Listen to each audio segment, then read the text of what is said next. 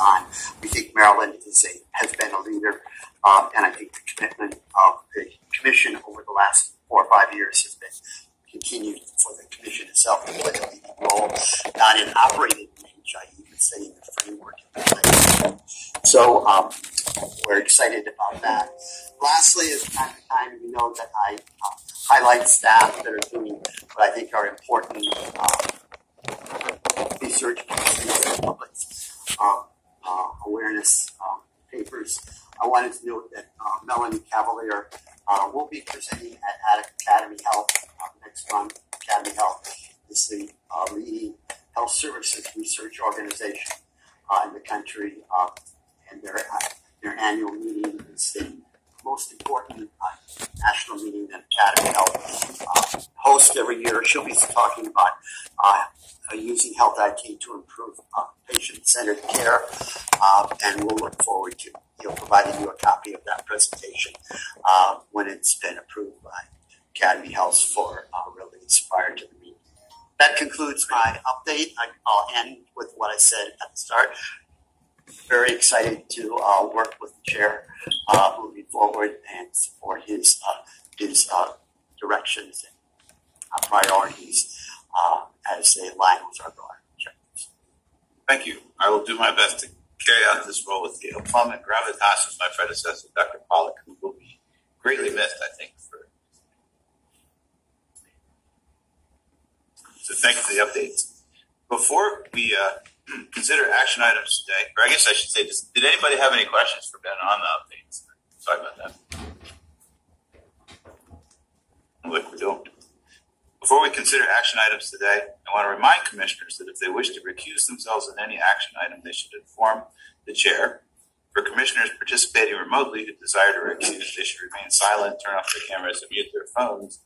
And then commissioners who are present in room 100 or who are recused should move to the small conference room during the discussion of any recused items.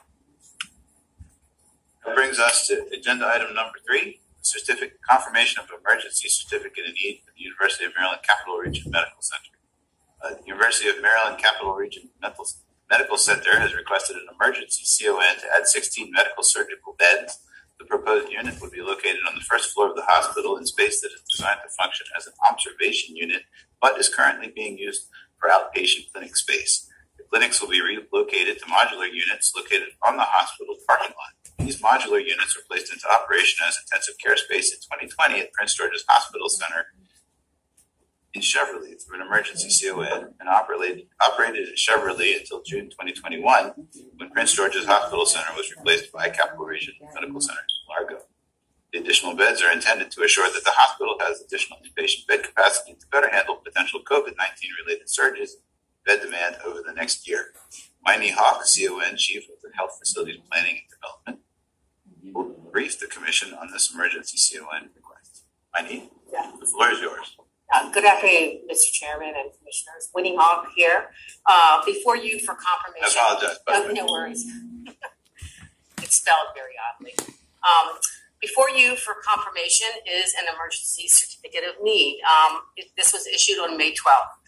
The project authorizes Dimensions Health Corporation, doing business as University of Maryland Capital Region Medical Center, to add bed capacity on a temporary basis.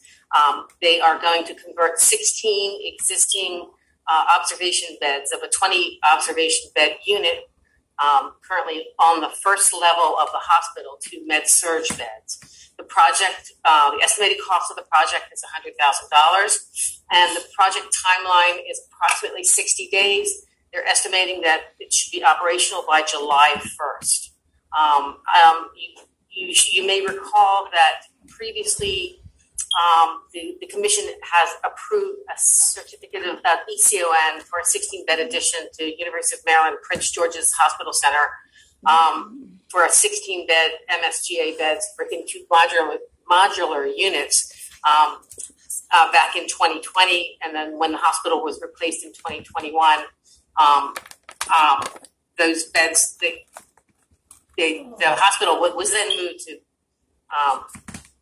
then Prince George's Hospital Center became University of Maryland Capital Region Medical Center. So you previously approved these beds And I would just urge that you confirm the CON today. I would recommend approval. And do you have any questions? Why don't we start with a motion and then questions? How's that? So can I start with a motion to approve the certificate of need, confirmation of emergency certificate of need, University of Maryland Capital Region Medical Center, addition of 16 medical surgical beds. O'Grady. Second. Thank you, Commissioner O'Grady. And a second from, was that Commissioner? Commissioner Boyle. Thank you.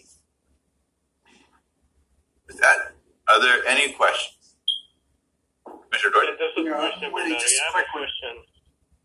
Now hospital has moved to a new facility, and my question is why they need to change its observation bed to MSGA, although they have many more beds. Why don't they leave as observation? And this is a big hospital, big facility. We all saw that.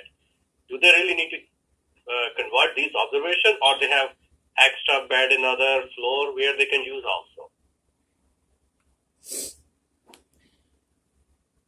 My understanding is that the observation beds are currently being used as medical clinic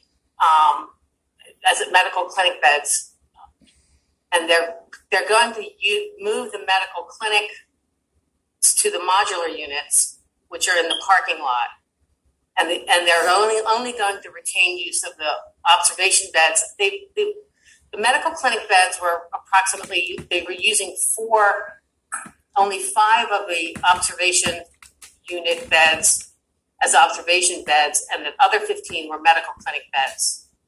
So they're retaining 4 as observation beds, and if there's overflow, the overflow will be utilizing the pre-op area. So the current use of the space is not fully observation space.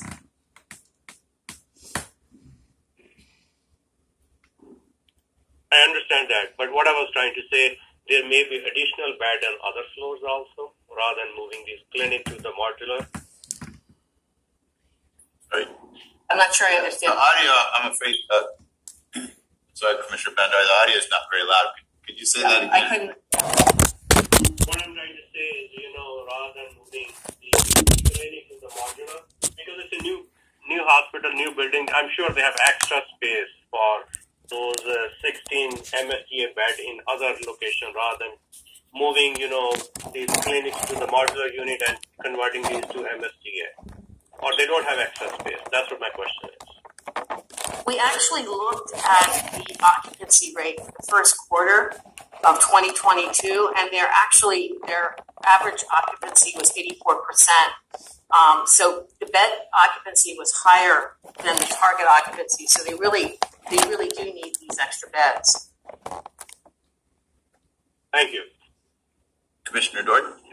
Winnie, just so I understand, this is a temporary 1-year authority, right? Right. So if the next step was they wanted to permanentize these additional beds, the organization would have to come back, request that they be permanent and not just during this 1-year period. That's correct. This is only good until April of 2023. Thank you.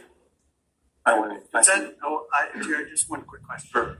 Does that mean they have to, if they wanted to do something, it requires a full CON? I believe so. I didn't know how things changed.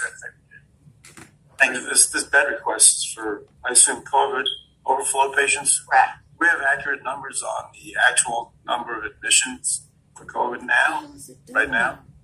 To my knowledge, COVID admissions are dropping pretty drastically. So why are they asking?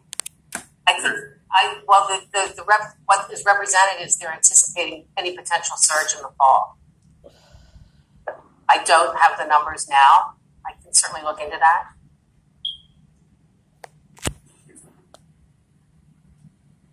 Are there any other questions?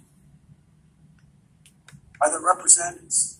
Oh, I'm sorry. There are representatives here from Capital Region. Counsel for the hospital, Tom Dame, is available, as well as the